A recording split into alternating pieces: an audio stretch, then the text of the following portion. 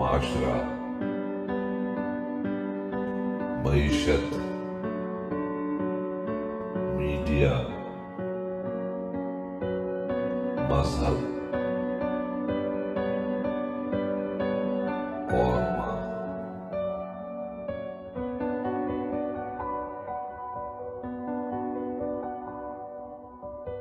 جب اس نے مجھے پڑھانا شروع کیا تو میں سمجھتی تھی کہ وہ صرف انگریزی جانتی ہے۔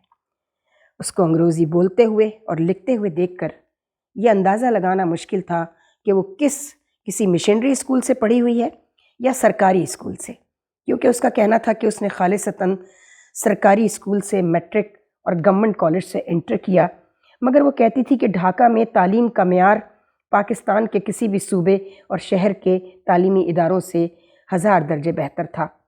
مگر اس دن میری حیرت کی انتہا نہ رہی جب اس نے میری اردو کی غلطی پکڑ لی اور کہنے لگی، تمہارے جیسے گھر کی لڑکی جسے بہترین اسکول اور بہترین کالج میں پڑھنے کی سہولت حاصل ہے، جب اس کی انگریزی اور اردو اس حد تک قابل رحم ہوں تو ان سرکاری اسکولوں کے طالب علموں کا مستقبل تو یقیناً تاریک ہوگا، خصوصاً انگریزی کا، جنہیں انگریزی پڑھائی ہی 6ٹھی جماعت سے جاتی ہے۔ اسی وقت پاپا آ گئے اور وہ ان سے مخاطب ہو کر کہنے لگی، انکل آپ نسرین کے لیے کسی اردو ٹیوٹر کا بھی انتظام کر دیں، یہ بہت ذہین ہے، اگر انہیں ان دونوں زبانوں کی لسانیت، ثقافت، سوسائٹی اور ادب سمجھ میں آ جائے تو یہ کافی کمال دکھا سکتی ہیں۔ وہ میرے بارے میں اکثر پاپا کو اسی طرح کے مشورے دیا کرتی تھی اور ایسے مشورے دیتی جیسے وہ اس کے ہم عمر ہوں اور میں اس کی بیٹی کے برابر ہوں، حالانکہ میری اور اس کی عمر میں 3-4 برس سے زیادہ کا فرق نہیں تھا۔ پاپا کو فکر مند دیکھ کر کہنے لگی، انکل آپ تو خوامخواہ پریشان ہو گئے، اگر کسی دن یونیورسٹی آ جائیں تو میں آپ کو دکھاتی ہوں کہ مسلمان انگریزوں سے کیسا بدلہ لے کر گئے ہیں۔ اس کا سینس آف ہیومر اتنا عمدہ تھا کہ بڑے سے بڑے اسکالرز، دانشوروں کے سامنے وہ انہیں آئینہ دکھانے کی بھرپور صلاحیت رکھتی تھی۔ پھر ایک دن اس نے اصرار کر کے پاپا کو اس بات پر راضی کر ہی لیا کہ میں اس کی والدہ سے اردو ادب ضرور پڑھوں۔ شاید پاپا کسی فائنینشیل برڈر کی وجہ سے انکار کر رہے تھے اور کہنا بھی نہیں چاہ رہے تھے، مگر وہ ذہین اس بلا کی تھی کہ فوراً سمجھ گئی۔ کہنے لگی، انکل آپ خوامخواہ پریشان نہ ہوں، امی نسرین کی ٹیوشن فیس بالکل نہیں لیں گی، خصوصاً آپ سے تو بالکل نہیں لیں گی۔ وہ تو ہر جمعے کو یہاں قریب ہی واعظ سننے آتی ہیں، میں بھی کسی دن ساتھ ہوتی ہوں، بس جمعے کا دن امی اور نسرین ساتھ گزاریں گے اور میں آپ سے اور آنٹی سے گپ لگاؤں گی۔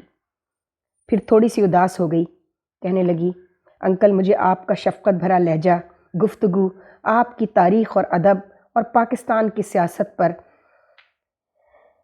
عمیق اور گہری نظر، تو جب میں آپ سے گفتگو کرتی ہوں تو ایسا لگتا ہے بابا سے گفتگو کر رہی ہوں۔ وہ اپنے والد کو بابا کہتی تھی۔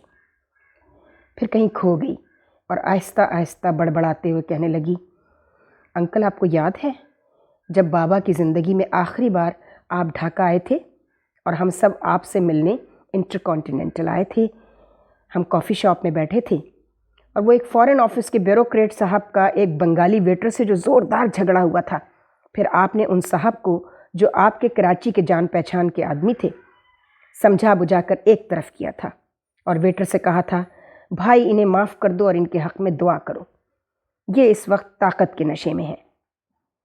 پھر آپ اور بابا نے اس موضوع پر کتنی دیر تک باتیں کی تھیں۔ اسے کہہ رہے تھے، تم نے دیکھا پرویز، یہ بنگالی ویٹر، اس کی ہمت کتنی بڑھ چکی ہے، کیا ان حضرت کو لتاڑا ہے اس نے انگریزی میں؟ ابھی تک یہ خود کو ہی زبان فرنگی کا ماہر سمجھ رہے تھے، انہیں کیا پتہ یہاں بنگالی لڑکے انگریزی ادب میں، اکنامکس میں، پولیٹیکل سائنس میں ماسٹرز کر کے کس طرح دھکے کھاتے کھاتے ویٹر بن جاتے ہیں۔ مگر خاندانی ہونے کی وجہ سے اور عزت نفس نہ بیچنے کا جرم ان کے چہرے کی رعونت سے لگایا جا سکتا ہے۔ کوئی تیز آواز میں بات کرے یہ ان سے برداشت نہیں ہوتا، خصوصاً مغربی پاکستان سے آنے والے بزنس مین، بیوروکریٹس اور سیاستدانوں کو دیکھ کر ان کے چہرے پر آج کل ایک خاص قسم کی تلخی نمودار ہو جاتی ہے۔ وہ ایسے کہہ رہی تھی جیسے کوئی سبق دہرا رہی ہو۔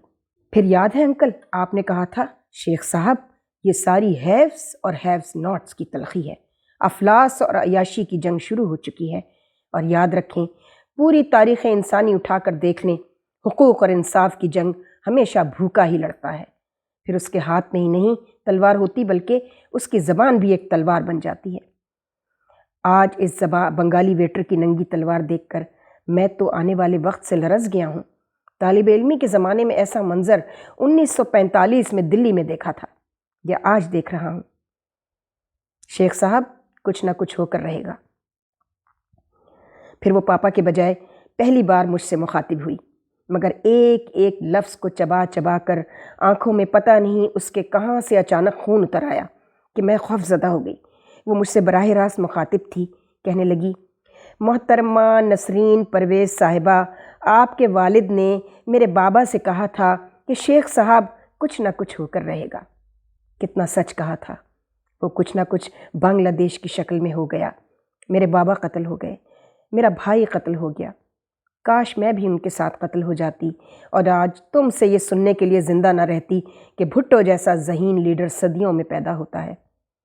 پھر پاپا سے مخاطب ہو کر بولی، انکل سمجھائیے اس نادان کو اور بتائیے اسے کہ واقعی بھٹو جیسا شیطان صدیوں میں پیدا ہوتا ہے، جو زمین پر فساد برپا کر کے انسانیت کو، انسانی اور سماجی قدروں کو اس بری طرح پامال کرتا ہے کہ نسلیں تباہ ہو جاتی ہیں، اور اس شیطان کے جال میں پھنس کر تباہ ہونے والی اگلی نسل کا ایک شکار اس وقت میرے سامنے ہے۔ انکل نکالیے اسے اس ایٹوپیا سے اور مت ملنے دیجیے اسے ان رشتہ داروں سے، ان یزید کی نسلوں سے جو خود کو شیعان علی کہتے ہیں مگر منافقت کے نظریے سے جڑے ہوئے شیطان بھٹو کے پیروکار ہیں۔ یہ کہہ کر وہ پیر پٹکتی ہوئی اٹھی، اپنا بیگ اور کتابیں اٹھائیں اور اس بات کا بھی انتظار نہیں کیا کہ امی چائے بھجوائیں۔ وہ عموماً چائے پی کر جایا کرتی تھی۔ تیزی سے باہر نکل گئی۔ میں سمجھی کہ شاید بہت غصے میں گئی ہے، مگر میں نے دیکھا پاپا اینک کے شیشے اور اپنی آنکھیں صاف کر رہے تھے۔ میں حیران رہ گئی۔ میں نے پاپا کو اتنا رنجیدہ اور ملول اور آنکھیں فرط غم سے چھلکتی ہوئی کبھی نہیں دیکھی تھی۔ میں نے اس سے پوچھا، پاپا کیا بات ہے؟ آپ کو مجھ پر غصہ ہے نا؟ مگر میں نے تو سلمیٰ کو کچھ نہیں کہا۔ کہنے لگے، نہیں بیٹی، مجھے تم پر غصہ نہیں، نہ ہی تم سے کوئی ناراضگی یا گلہ ہے، مگر آج میں تم سے ایک سوال پوچھتا ہوں، دیکھتا ہوں تمہاری عقل کہاں تک دیکھتی ہے اور تمہاری سوچ کہاں تک محدود ہے۔ جی پاپا۔ بیٹا یہ بتاؤ، سلمیٰ جیسی مہذب اور پڑھی لکھی لڑکی جس سے تم اتنی مروب ہو، آج اتنی تلخ ہو کر تم سے کیوں مخاطب ہوئی اور کیوں چلی گئی؟